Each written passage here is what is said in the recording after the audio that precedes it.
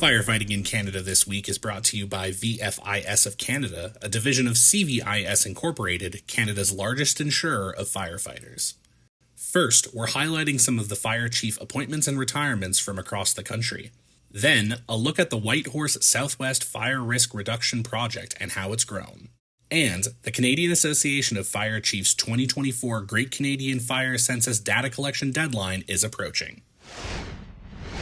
Across the country, several fire chiefs are on the move. Saskatoon Fire Department has a new chief in Doug Wegrin, former assistant chief, who takes the top job after the retirement of Chief Morgan Hackle. Eric Graham has been selected as the full-time fire chief for the Caslow Fire Department in British Columbia. Don Williamson was named the full-time fire chief for the municipality of Leamington in Ontario after serving as its interim chief.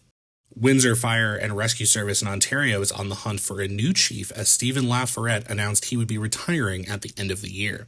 And Toronto will say goodbye to Fire Chief Matthew Pegg, who announced his retirement and will hang up his helmet on October 4th.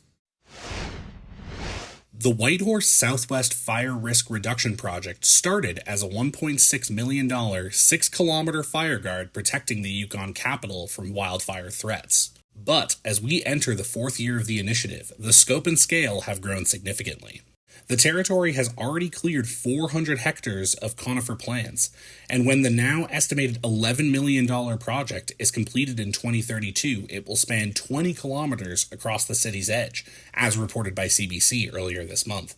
The project was funded in response to the 2016 Fort McMurray wildfire, an emergency that, under the right conditions, had a both real and likely chance to take place in the city of Whitehorse, said a 2020 report.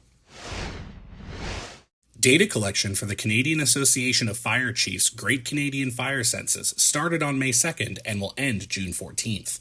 Started in 2021, the annual census has gathered significant data on the state of the fire service, identifying trends across Canada and areas of need.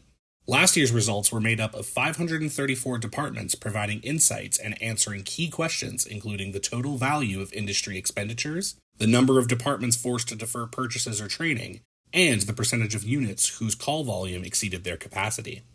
To participate in the survey, you can visit the CAFC website at www.cafc.ca.